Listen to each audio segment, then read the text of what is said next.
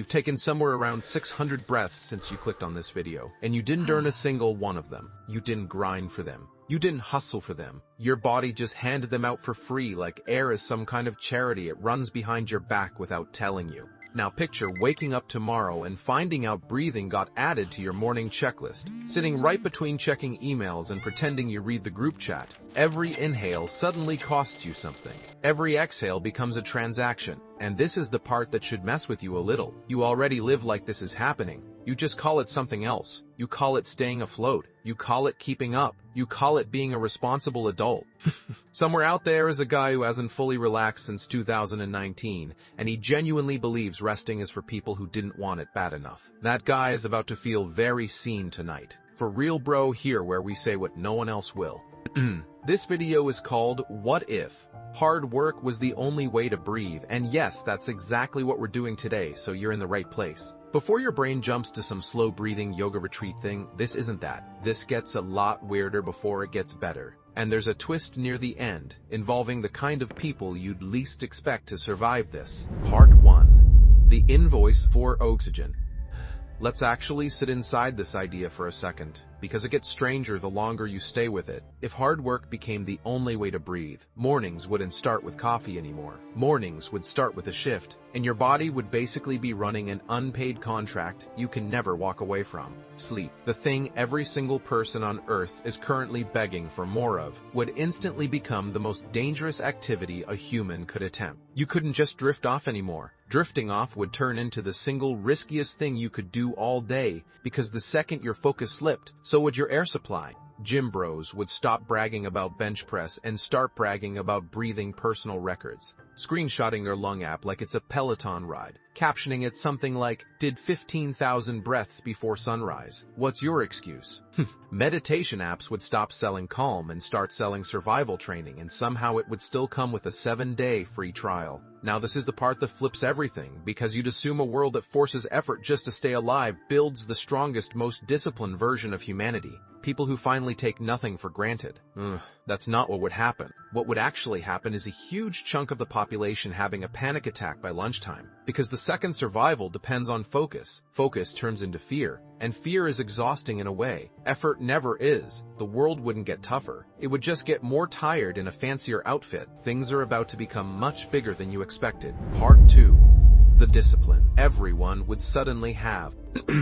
Let's give this hypothetical its fair shot for a second. If your next breath depended on your effort, you'd probably stop wasting time on things that don't matter. Deadlines would feel different. Arguments over nothing would feel different too. And doom scrolling for 3 hours would suddenly feel insane, because every minute spent distracted is a minute you weren't paying attention to literally staying alive. People would finally stop saying, "I'll sleep when I'm dead." Mostly because in this version of the world, that sentence stops being a personality trait in your bio and starts being terrifyingly accurate. There's something almost appealing about that. A world with zero tolerance for autopilot, where everyone is locked in and fully present. Nobody pretending to listen while mentally planning what they're eating for dinner. For about 5 minutes, that sounds like the most motivated society to ever exist. Finally, everyone earning their place. Finally, nobody coasting through it.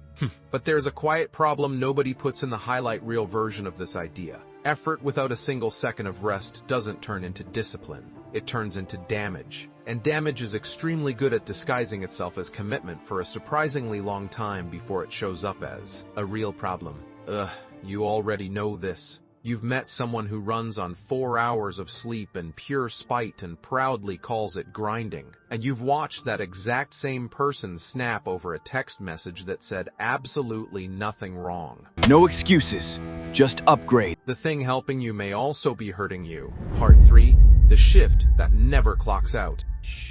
This is the part that should really bother you. Every job on Earth, even the worst one, comes with an end time. A clock out, a moment where you put the apron down and get to become a regular person again. Breathing wouldn't work that way. There's no lunch break from staying alive. No sick day. No someone else can cover this one for you. You're the only employee and the only customer, and the shift runs every hour for the rest of your life. That sounds extreme, until you realize a huge number of people are already living inside a version of this right now. Answering emails at 11 at night, feeling actual guilt for turning their phone off, treating a quiet Sunday like something they owe the universe by Monday morning. You'd think the people working themselves into that corner would eventually hit a wall and stop, because that's what should logically happen. Exhaustion is supposed to force a pause. Ugh.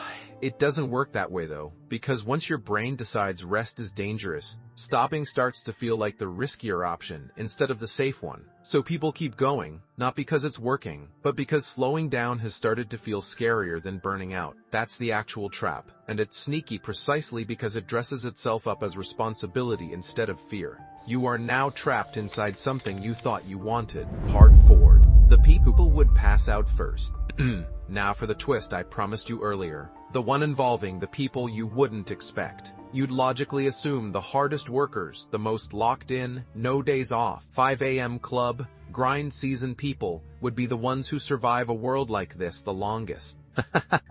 They would actually be the first ones to go down, and there's a real reason for it. Panic spikes your heart rate. A spiking heart rate demands more oxygen, and more oxygen demand means you burn through your supply faster, which means the exact stress response hustle culture treats like a badge of honor would be the thing working against you the hardest in this entire scenario. Meanwhile, the people who actually know how to stay calm, who can slow their heart rate and sit still without spiraling, the ones who get called lazy at family dinners for not having a side hustle, those people would suddenly be the most elite humans alive, not because they're doing more, but because they're doing less and somehow surviving better while doing it. That should make you a little uncomfortable because it means the entire personality some of us built around always being busy, always being tired, always being one task away from collapsing, was never actually proof of strength. It was just proof of stress. And stress was never the flex we made it out to be. The part nobody wants to post about is that some of the calmest people you know aren't chill because life has been easy on them. They're chill because they finally stopped performing exhaustion for an audience that was never actually watching that closely in the first place. There is one final truth nobody saw coming. Part 5. What your lungs already now. So this is where it all actually lands, and it was never really about breathing at all. Breathing was just the costume the real idea was wearing the entire video. The real question underneath everything is why we keep acting like rest has to be earned, when your own body already proved it doesn't work that way. Your lungs don't check your productivity before they let you have oxygen. They don't ask what you accomplished today. They just keep going quietly, without applause, without a progress report. Because that's what trust looks like when nobody's forcing it. Hard work was never really about effort. That's the part that hits different once you actually sit with it. Hard work became code for control. We grind this hard because some part of us can't accept being kept alive by something we don't fully understand, so we build an entire identity around proving we deserve the air that was already ours before we did a single thing to earn it. Remember the guy from the very beginning of this video, the one who hasn't relaxed since 2019, the one treating rest like a weakness. He's not actually broken. He just never got the memo that the thing he's been chasing was never behind a finish line. It was already in his chest this entire time, free of charge, no invoice attached. Exactly like every breath you took while you were busy convincing yourself you hadn't earned a break yet.